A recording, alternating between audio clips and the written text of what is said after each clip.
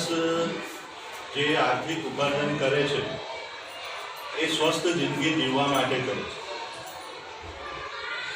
કોઈ પણ વ્યક્તિ જ્યારે કમાય છે, કોઈ પણ આર્થિક ઉપાર્જન કરે ત્યારે એની પાછળનો મુખ્ય હેતુ સ્વસ્થ જીવન જીવવું અને સારી રીતે જીવવું.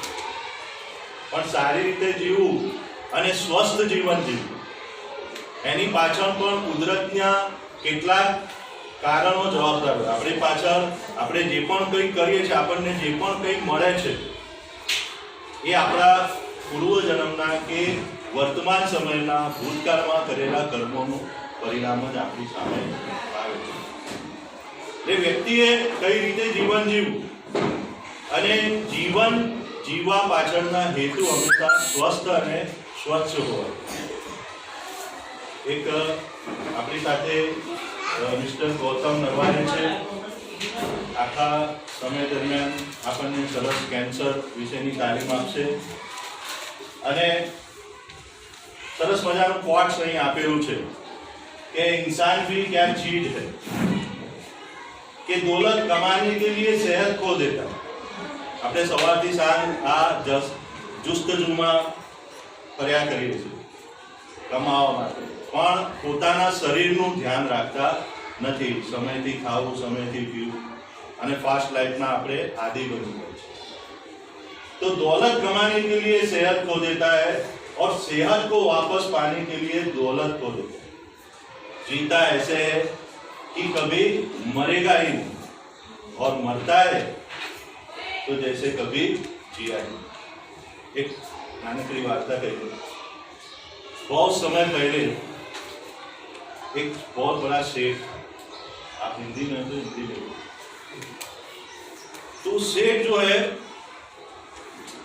वो नाव का व्यापार करता है. नाव, उसके बाद बहुत सारी नावें थी और नाव से वो अपना जीवन यापन करता है, गुजरान चलाता.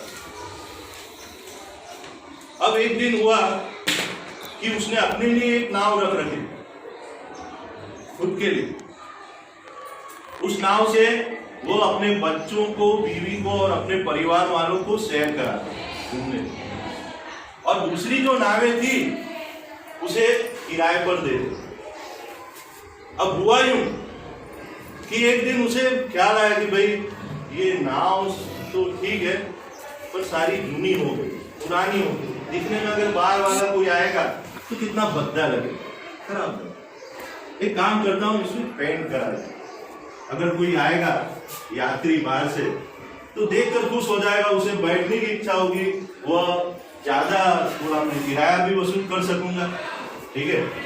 तो फिर क्या हुआ, उसने चित्रकार को बुलाया और कहा कि भाई मेरी जितनी भी नावें हैं जूनी दिखती है उसे जरा पेंट कर दो और उसे ऐसा बना दो कि पहली बार यात्री देखते भी साथ ही उसमें उतरने के लिए, बैठने के लिए उत्सुक हो जाए.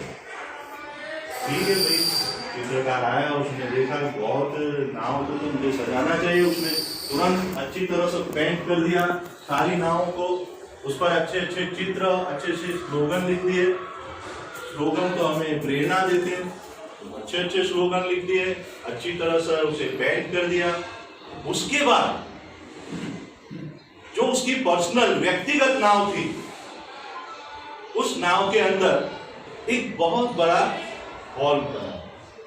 नाव एक जगह से बहुत टूटी हुई.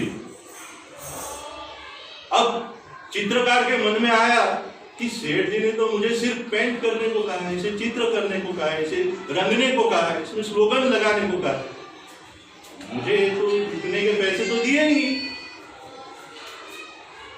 मगर उसने सोचा कि अगर मैंने इस हॉल को, इस टूटी हुई नाव की मरम्मत नहीं की तो मेरी अंतरात्मा कभी मुझे माफ करेगी नहीं. ठीक है, चलो भाई पैसे नहीं मिलते तो कोई बात नहीं. ठीक.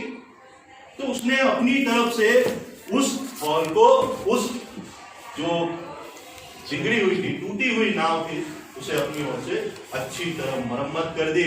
वहां लकड़ा अपना लगा के उसे सरस अच्छी तरह से रिपेयर कर. अब हुआ यूं कि सेठ जी के परिवार वालों को इच्छा हुई कि मुझे भी हमें अपनी नाव में घूमने चलना है. तो अपनी नाव में बैठकर परिवार वाले मस्ती से घूमने चले गए। अब कमाने की उधेड़-बुन में सेठ जी को पता नहीं था, इतने व्यस्त थे, नाव तो किराए पर चली गई थी। कमाने की उधेड़-बुन में सेठ जी तो मस्त थे, लेकिन अचानक उन्हें विचार आया कि भाई जिस नाव में बैठकर मेरे परिवार वाले घूमने के लिए, सैर सपाटे के लिए गए हैं, वो तो टूटी हुई है। उसमें तो एक जगह बड़ा सा हॉल था, अगर उन्हें मालूम नहीं होगा तो बीच में डूब जाएगी। अब लेकिन थोड़ी ही देर में नाव वापस आती है, उसके परिवार वाले वापस आते हैं, सेठ जी देखकर उसे खुश हो जाते। और 3 महीने बाद चित्रकार को सेठ जी एक बड़ा सा अमाउंट चेक में लिख